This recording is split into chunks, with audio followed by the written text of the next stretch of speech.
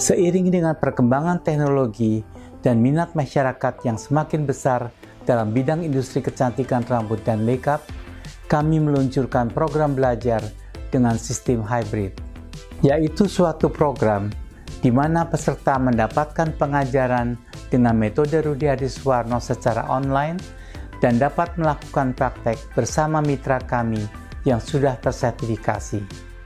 Para sistem hybrid ini dapat memudahkan para peserta. Halo, balik lagi di channel Kursus Salon Murah. Aku udah lama banget nggak bikin video, lebih dari 10 hari kayaknya. Dan kebetulan barusan aja ada yang tanya sama aku di WhatsApp. Jadi ada yang tanya, orang dari Bengkulu, dia nih pasangan suami istri, dia nih pengen banget punya usaha salon kecantikan sama spa kayak gitu. Terus dia tanya gimana caranya.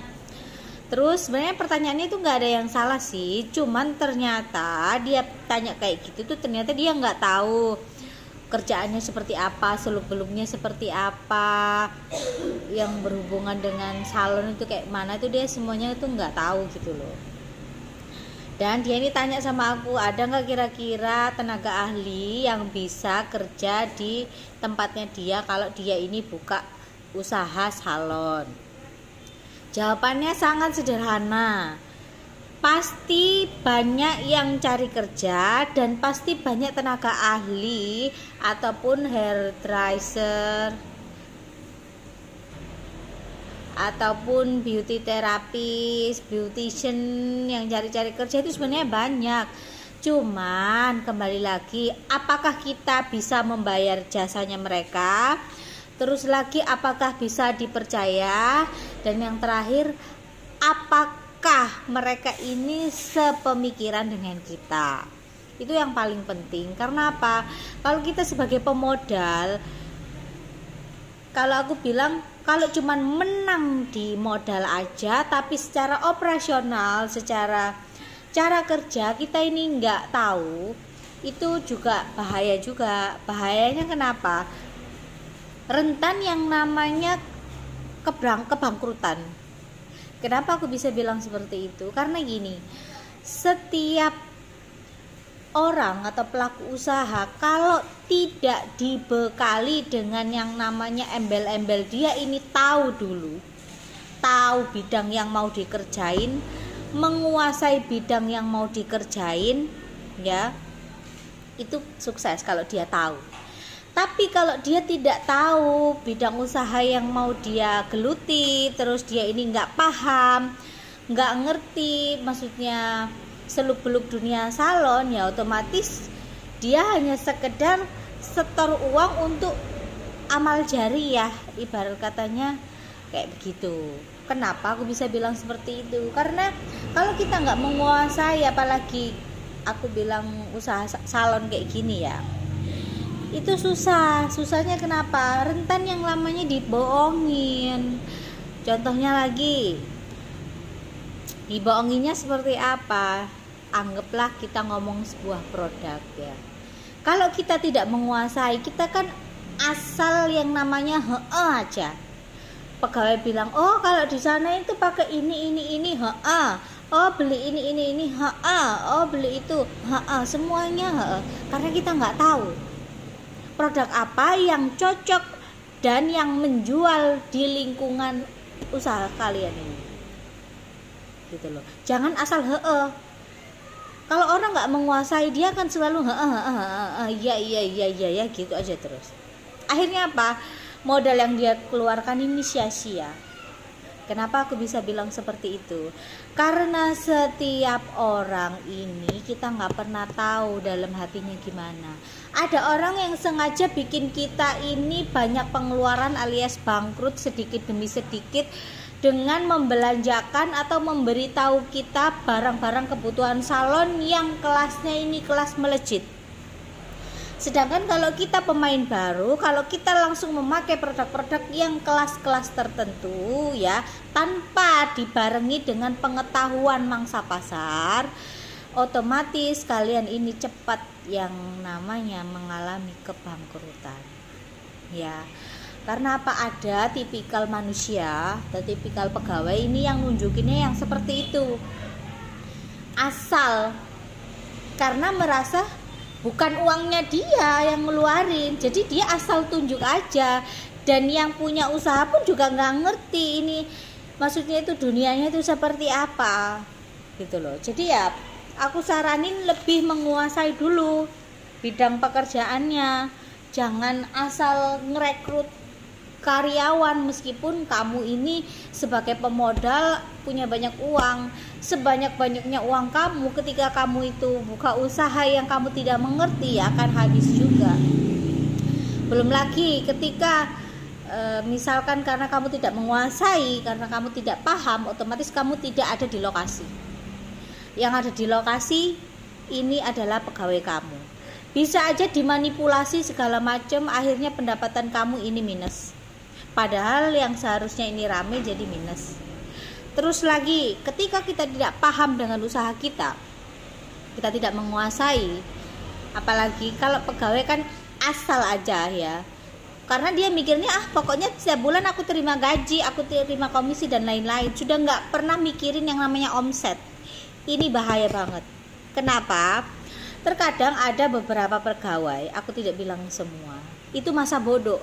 Mau salonnya laku kek, mau nggak laku kek, ada orang kek, nggak ada orang kek, mereka kan santai aja, tidak ada inisiatif mereka ini untuk memasarkan. Karena mereka berpikiran saya cuma pegawai, yang penting aku digaji. Ada loh orang-orang pemikiran kayak gini dan banyak banget, 80%. Berarti 20% yang benar, 80% yang nggak benar. Ini faktanya di lapangan itu seperti itu. Makanya aku aja yang sudah 13 tahun lebih, aku nggak pernah berani untuk membuka usaha yang sama dengan seperti yang saya geluti sekarang. Karena apa? Yang paling mahal itu bukan modal, tapi sumber daya manusianya. Ini yang paling rentan dan paling susah.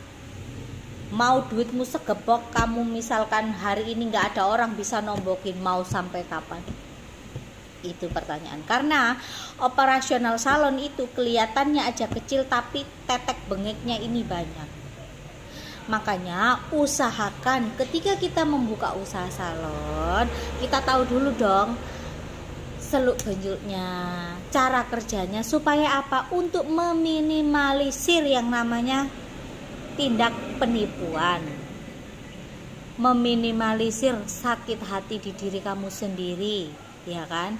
Dan yang ketiganya, kalau kamu ini menguasai, meskipun kamu ini tidak pintar-pintar sekali ya, tapi secara manajemen, secara marketing kamu ini pintar, itu masih oke. Jadi kamu masih bisa handle itu di salon, kamu bisa mempekerjakan karyawan kamu, tapi kamu kan sudah tahu basic-basicnya ini seperti apa. Jadi rentan sekali yang namanya ditipu. Kalau kamu sudah mengerti basicnya, sudah tahu ini yang harus dibeli, ini yang tidak perlu, ya hal-hal kayak gitu lebih aman di kamunya. Karena apa? Kamu tahu sendiri cara kerjanya, apa yang dipakai, cara marketingnya, segala macam itu kamu tahu. Kalau kamu hanya sekedar lepas tangan sebagai pemodal, ya daripada sakit hati mending uangnya disumbangin aja ke panti asuhan. Itu menurut saya ya. Karena segala sesuatu yang langsung kita pemodal ujuk-ujuk jagain pegawai segala macam udah pasti berantakan seberantakannya. Akhirnya apa? Kamu akan mengalami yang namanya kerugian. Oke lah, kerugian, katakanlah kamu masih ada uang, daripada istilah kasarnya kerugian uang terus ditambahin hati, itu malah lebih susah. Jadi lebih baik kursus dulu. Terserah kamu mau tinggal dimanapun, di Bengkulu, dimanapun, tapi harus kursus dulu. Kenapa? Supaya tahu gitu loh. Jadi nggak melulu asal kita punya uang bisa buka ini itu, mending jangan, lebih baik disimpan duitnya, ya kan? Katakanlah laki-laki sebagai pemodal, istrinya yang mengetahui seluk-beluk dalamnya, itu juga lebih baik juga. Karena apa? Zaman sekarang itu kita nggak bisa 100% percaya sama orang. Saudara aja bisa nipu perkara duit ya, duit receh aja bisa bertengkar, apalagi orang lain. gitu loh. Itu yang harus digaris besari, bahwa setiap apa yang kita lakukan dalam arti membuka usaha itu harus benar-benar dipikir gitu loh. Makanya selagi kita masih ada kesempatan untuk belajar, ya belajar aja. Kalau memang kita ini mau menekuni bidang itu, jangan mau menekuni karena ada uang, tapi menekunilah karena kamu bisa gitu loh. Jadi itu aja yang mau aku bagi sama kalian. Semoga tipsnya bermanfaat buat kalian para pemodal besar ya. Kalau pengen tahu cara kerja kalian ini sebagai pemodal tapi bisa buka salon, itu ada triknya tersendiri dan mungkin tidak bisa aku share terang-terangan ke sini karena apa, sangat rentan yang namanya ya seperti itu. Jadi buat kalian yang nonton video ini, terima kasih banyak. Jangan lupa kalian subscribe. Terus kalau kalian mau tanya-tanya, boleh langsung ke WhatsApp aja. Karena komentar di YouTube itu suka ketumpuk-tumpuk. Jadi kadang aku tuh nggak baca gitu loh. Jadi lebih baik apapun pertanyaannya, meskipun sepele, tanya sekedar catok ini bagus nggak, catok ini sama ini bagus nggak, mending kalian WA aja deh. Karena aku jarang banget baca notifnya YouTube, kecuali memang aku lagi senggang banget itu baru baca. Oke, terima kasih buat kalian yang udah nonton.